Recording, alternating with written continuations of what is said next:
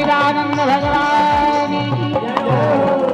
देखिए, आप लोगों का दोष नहीं है, न लिखने वाले का न लिखाने वाले का, और देखने वाले को तो मैं कुछ कह ही नहीं सकता, क्योंकि मैं जिस नगर में आया हूँ यह नगर में बहुत सारे कार्यक्रम होते हैं। अतः यहाँ के व्यक्ति बड़े उद्भट विद्वान हैं और मैं अपने कमेटी का भी क्या आशीर्वाद दूं, मेरी कुछ समझ में नहीं आ रहा। कहा है यह प्रथा, व्यवस्था और प्रक्रियाएं जिस दिन एक लड़की का वर वर्ण होता है, जिस दिन लड़की का वर वर्ण होता है उसी दिन पंडित महाराज बता देते हैं, वामांग कन्या तदहम तदीयम। कहा है पुरुष के बाएं स्त्री केवल शयन में रहती है, पाद प्रक्षालन में रहती है, पर पूजा में, पाठ में, संक्रांति में सदैव दाएं रहती है, राइट टू रिकॉल। और कहा है एक काम और करना चाहिए। बोले क्या? बोले दो तो महाराज बता दिया, बहुत से व्यक्ति तो ऐसे रहे कि दोनों रेलवे स्टेशन गए, पति पत्नी दोनों रेलवे स्टेशन गए और अचानक फास्ट ट्रेन आई और प्लेटफार्म में खड़ी हो गई। और जब प्लेटफार्म में खड़ी हुई और इसके बाद ट्रेन ने सीटी दिया और पति ट्रेन में बैठ गया और पत्नी से दसनई में रह गया। वहां भी गलती है। कहा है रामचरितमानस का अध्ययन करना चाहिए कि शयन में बाएं, पूजा पाठ में दाएं, और स्त्री को यात्रा में सदैव अपने 4 फीट आगे रखना चाहिए। कितना? 4 फीट आगे। कहीं कहीं माताएं अगर कोई रास्ते में मिल गया उनका दरबारी लाल, तो वो तो दरबार में खड़ी रहेंगी और ट्रेनेवा चली जाएगी। इसलिए माताओं कहीं भी जाइए तो बक्ता के बाएं बैठना चाहिए महिलाओं को और दाएं पुरुषों को बैठना चाहिए। यहाँ पर बाबा तुलसीदास जी कहते हैं, बड़े अच्छे उनके भाव हैं। उन्होंने कहा है कि एक लड़का कुमारगामी अगर पैदा होता है, एक लड़का अगर कुमारगामी पैदा होता है तो उसमें पिता का दोष नहीं होता। देखिए बड़े अच्छे संदर्भ से सुनिए, जो माता अपने पुत्र के जन्म के पूर्व और पश्चात अपने पुत्र को सुचारू रूप से पालेगी, पालन करेगी, उसका बेटा बिगड़ नहीं सकता, बेटी बिगड़ नहीं सकती। इसलिए आप लोग बड़े ध्यान से कथा सुनिए, क्योंकि जो स्त्री अपने जीवन काल में अपने पति के भरोसे को तोड़ देती है, अपने पति से झूठ बोलती है, अपने पति के बात का अनादर करती है, वह स्त्री कितनी भी रोल गोल्ड हो पर अंत में उसे बहुत कष्ट मिलता है। श्रीमद् भागवत के प्रथम स्कंध के 7वें नंबर का यह कथा ऐसा प्रकरण होता है कि इसको प्रारंभ की कथा कहा जाता है। और यह कथा बड़ी मार्मिक है। जिनके हो गए, जिनकी संतानें बड़ी हो गई वो तो गए, पर अब जो नए वाले हैं उनको ध्यान देना चाहिए। यहाँ पर कहा है, कवि ने बड़ा सुंदर ढंग से कहा है। बाबा तुलसीदास जी कहते हैं कि हरि के दर्शन, हरि के समान पुत्र, सावित्री के समान पुत्री और राजा राम के समान पति की प्राप्ति के लिए जन्म जन्म प्रभु यतन कराही। कहा है अगर आपको अच्छे से अच्छा बेटा चाहिए, अच्छी से अच्छी बेटी चाहिए, अच्छा से अच्छा पति चाहिए, तो जानते हो क्या करना पड़ेगा?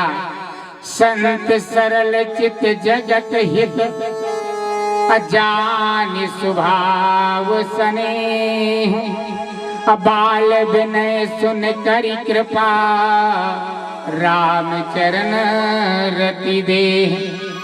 हमारे बाबा तुलसीदास जी कहते हैं हमारे पड़ोसी हैं, हम बड़े भाग्यशाली हैं। हम इतने भाग्यशाली हैं कि बाबा पड़ोसी हैं हमारे, और उनका नगर और हमारे नगर का सेक्टर एक दूसरे को जोड़ता।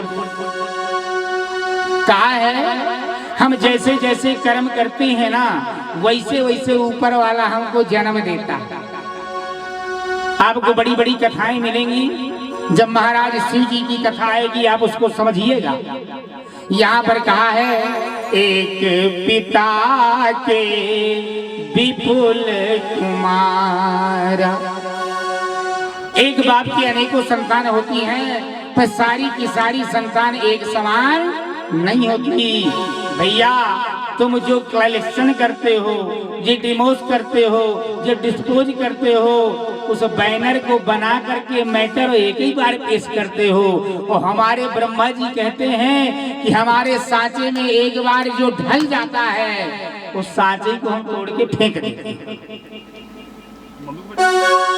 समझ में आया? इसलिए आपने समझिए ना, आपका जो सांचा है वो तो एक ही समान होगा। तो ब्रह्मा जी एक सांचे को एक ही बार यूज करते हैं बाबा, दोबारा यूज नहीं करते। तो आप लाखों हजारों अनेकों व्यक्तियों को देखेंगे तो इसके बाद एक ही दो आदमी एक मॉडल का मिले। भले एक पिता के 5 संतानें हैं, तो पांचों का मार्ग अलग अलग है। जानते हो यहाँ हर व्यक्ति बर्थ प्लेस लिखता है और अपने आगे क्या दर्शाता है? जानते हो क्या कहता है? माई फादर इज ये फलाने। वह बेटा नहीं बता सकता कि ये मेरा बाप है कि नहीं, बेटा बताएगा।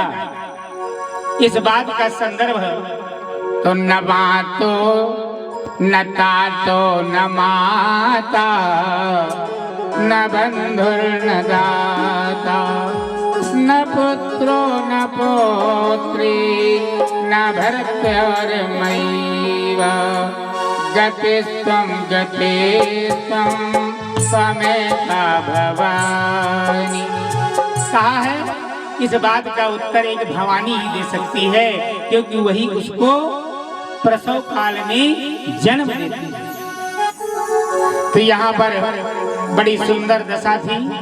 एक ब्राह्मण थे जो पूर्व काल में तुंगभद्रा रूपी नदी के किनारे, उनका नगर का नाम था अनुपमपुर, और अनुपमपुर में निवास करते थे। और उनकी पत्नी का नाम था धुंधुली। कथा तो कल की थी, पर समय का अभाव था। यहाँ पर धुंधुली जी उनकी पत्नी थी। ब्राह्मण जो होता है वो दैवाधीनम जगत सर्वम मंत्राधीनम च देवता ते मंत्रा ब्राह्मणाधीना तस्मात् ब्राह्मण देवता। कहा है गुरु की जय जान के और पानी पी जाए छान के। ये आजकल फिल्टर आए ना, हमारे दादा दादी पर दादा जो रहते थे ना, वो जब चोहड़ा से पानी लाते थे तो एक कपड़े को 14 बार मोड़ते थे और फिर पानी डालते थे। हम ही बन नहीं, तुम भी उसमें थे, क्योंकि हम भी बहुत पुराने से आ रहे हैं। पहले हरना खेड़ी में पानी गर्मी के सीजन में बड़ी दिक्कत थी। वहीं एक पास में गांव है, वहां तो जानते हो क्या होता था? जब प्राणी नहाने के लिए खड़ा होता था तो घर की मालकिन चारपाई बिछा देती थी। एक बार हमारे साथ भी हुआ। हमने पूछा भैया क्यों बिछा रही हो? बोले महाराज ये जो तुम्हारा नहाने वाला पानी निकलेगा ना, इससे मैं अपने आंगन को सरो दूंगी। पहले कितना अच्छा जमाना, पहले किसी भी स्त्री को ज्यादा बीमारी नहीं होती थी। क्यों नहीं होती थी? उसका भी रीजन था, क्योंकि पहले के जमाने में गांव में चक्की नहीं थी, दराई मशीन नहीं थी, और पहले नियम था नगर की बहुएं पुरुषों के जगने के पहले अपनी दैनिक क्रियाओं से निवृत्त हो जाती थी। आजकल तो भैया नया जमाना है, पत्नियां अपने पति को हुर्का मारती है, जरा उठ जा ऊपर। बोले क्या करना है? बोले चाय अपने को भी बना लाओ, मुझे भी दे दे। जानते हो जिस घर में स्त्री अपने पति से चाय बनवा के पिएगी उस घर का तो राम ही जाने का होगा। का है कि अत्रेति कीर्तिस्यामि इतिहासं पुरातनम् अयस्यं श्रवणमात्रेण पापहानि प्रजायते।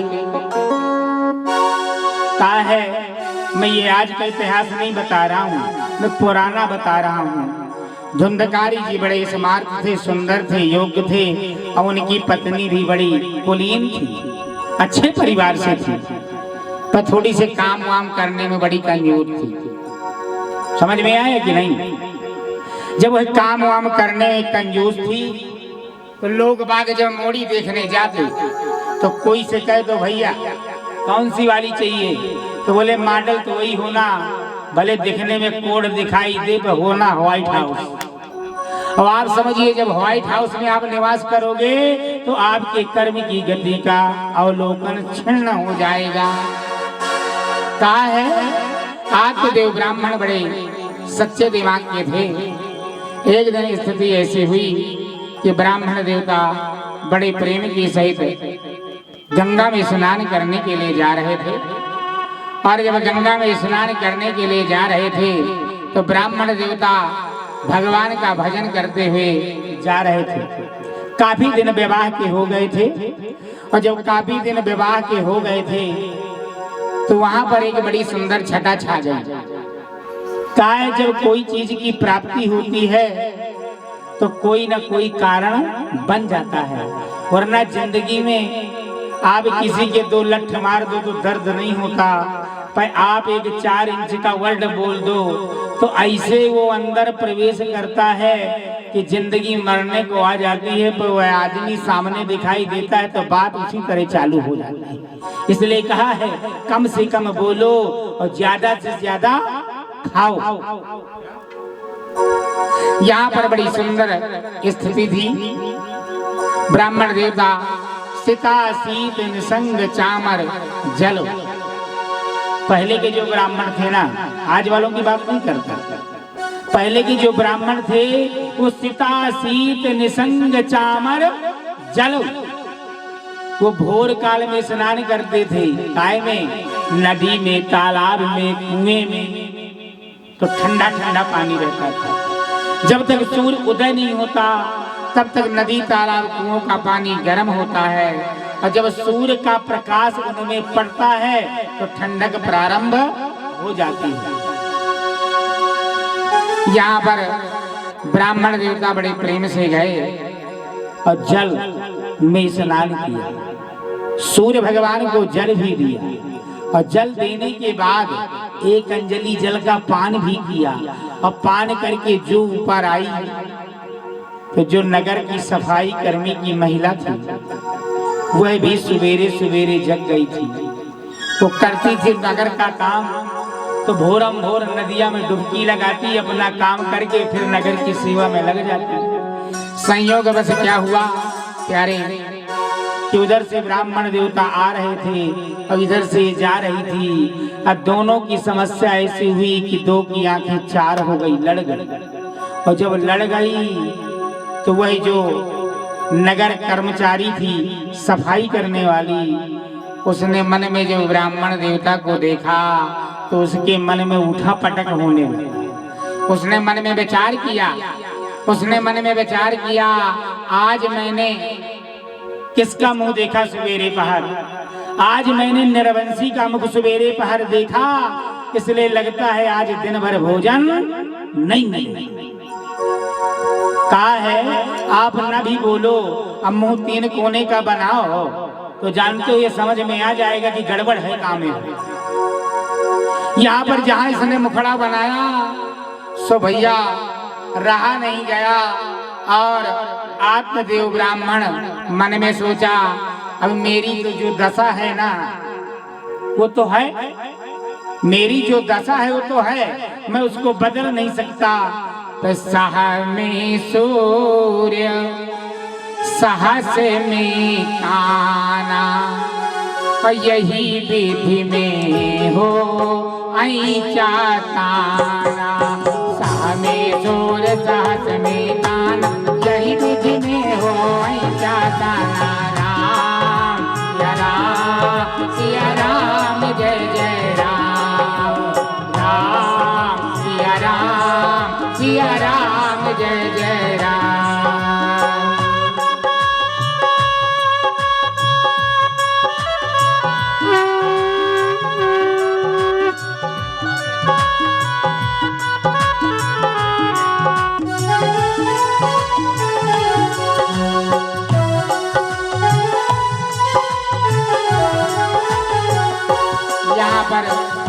ब्राह्मण देवता कुछ नहीं बोले। जो बुद्धिमान आदमी होता है वो सोचा मैं अपने समय को सवेरे वाले को क्यों इन्वेस्ट करूं, अपने घर जाऊं, शालिग्राम की पूजा करूं। मेरी पूर्ति अगर काल की करेगा तो मेरा शालिग्राम करेगा, मेरे भगवान विष्णु करेंगे, शंकर करेंगे, ब्रह्मा करेंगे, सनकादिक करेंगे। इससे तो होने वाला नहीं।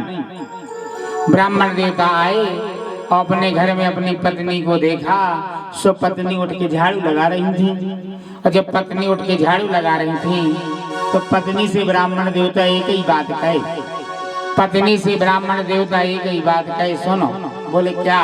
बोले हमारे मोहल्ले में जो सफाई करती है ना, आज जब वो घर आए ना तो उसे 56 प्रकार का पकवान भर टोकनी देना, ताकि वो जो मेरे मन में सोचा है वो किसी दूसरे के मन में कभी ना सोचे।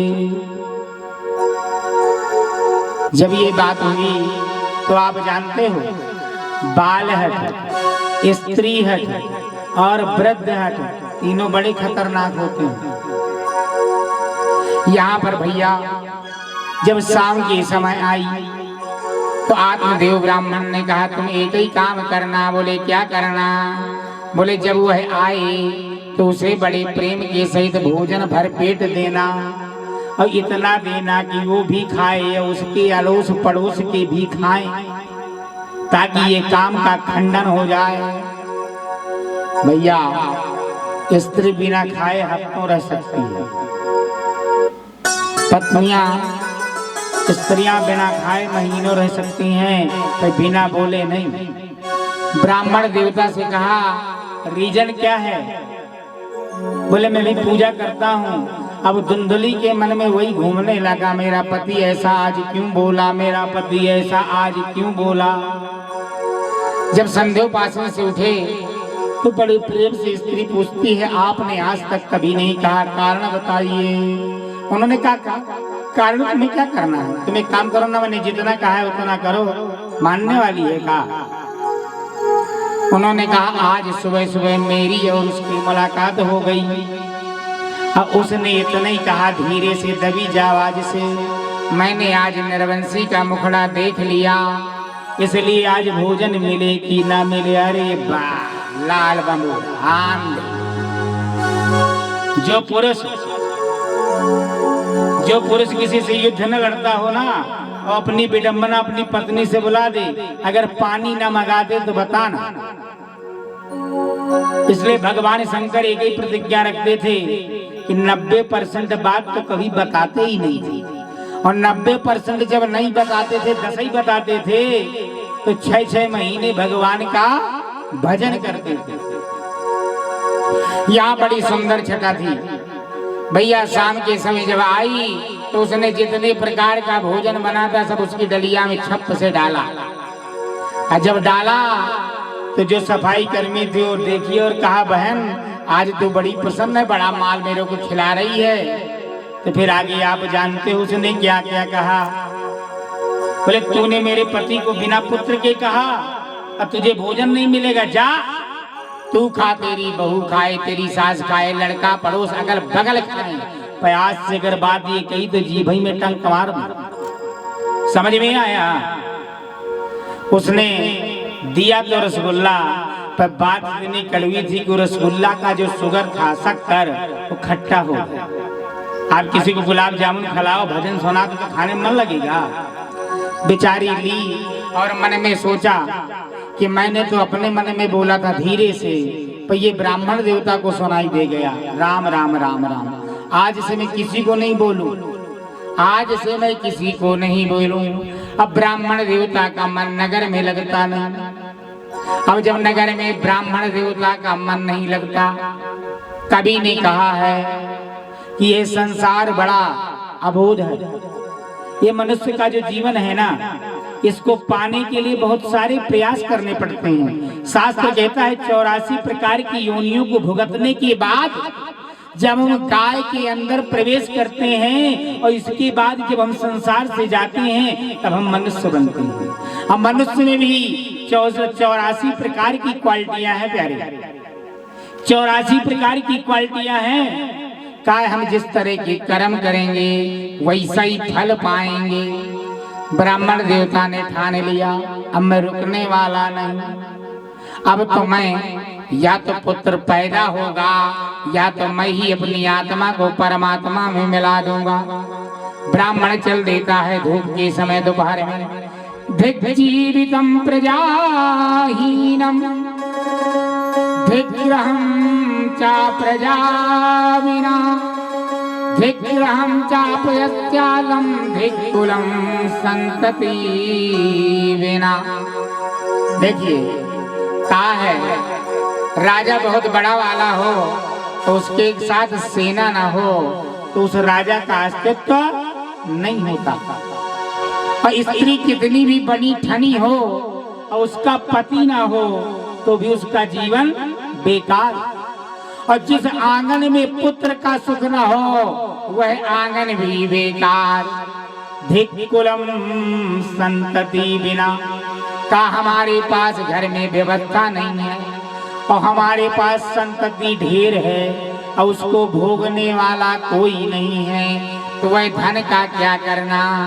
इसलिए यहाँ बड़े प्रेम से आत्मदेव ब्राह्मण मन ही मन प्रसन्न हुए और मनुष्य के जीवन को ढोते हुए आगे चल देते हैं। और जब मनुष्य के जीवन को ढोते हुए जाते हैं तो उनके मन में एक ही विचार आता है कि अब मैं इस जीवन को कभी भी अपने परिकल्पना में सम्मिलित नहीं करूंगा। कहा है मैं इतना अच्छा आदमी कि सुबह से लेकर शाम तक भगवान का पूजन करता था, आए हुए यजमानों का भला करता था और इसके बाद भी मेरे साथ यह दुश्वारी क्यों हुई। कहा है करुणा निधान भगवन करुणा निधान भगवन हमको शरण ले। करुणा निधान भगवन हमको शरण ले। करुणा निधान भगवन हमको शरण ले। करुणा निधान भगवन हमको शरण ले। करुणा निधान भगवन हमको शरण ले। जग के ये जाल भगवन हमको भी भक्ति दे। जग के फल भगवन हमको भक्ति दे। करुणा निधान भगवन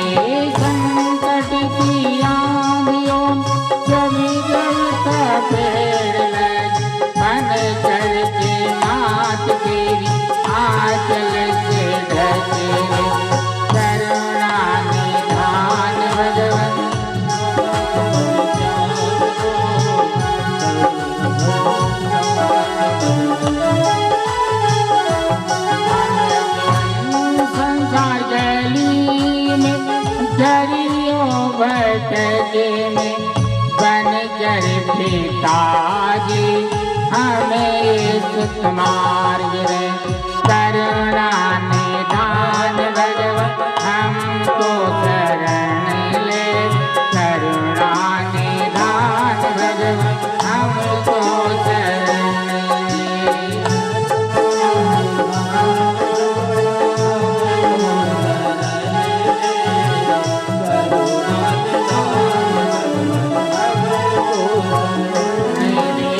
तुमको भुला के जब मैं आया तुमको भुला के जब मैं आया जब भी ये राष्ट्र भजती जगाया जब ये राष्ट्र भजती जगाया करुणा निधान भगवान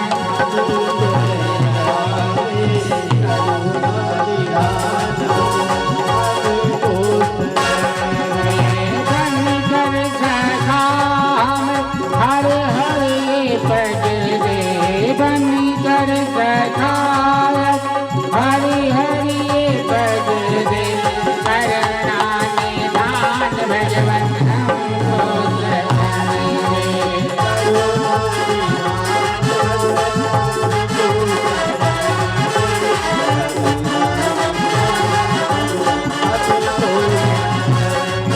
इस रात की ये नैना इस रात की ये नैना भगवान तेरे सारे इस रात की ये नैया भगवान तेरे सारे पगली विजय की पगली में भर ले पगली विजय की पगली में भर ले करुणा निधान रहुआ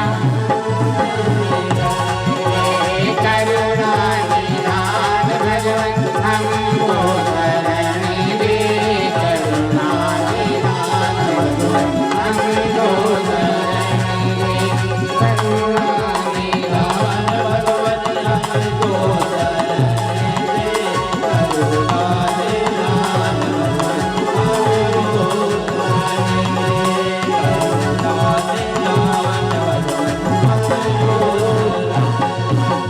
यहाँ पर आत्मदेव ब्राह्मण बड़े प्रेम के सहित भगवान का निवेदन करते हुए और एक सुंदर सरोवर था बहुत बड़ा तालाब उसमें एक पीपल का वृक्ष था और वहां पर ब्राह्मण भगवान की प्रार्थना करते हुए जाता है हे प्रभु या तो तुम मुझे बेटा दे और या मेरे प्राण ले ले। इस बात को सुनकर संतते सगरो दुखम मातगम पुरस्तथा सज्जनो कुटुंबासो सन्यासी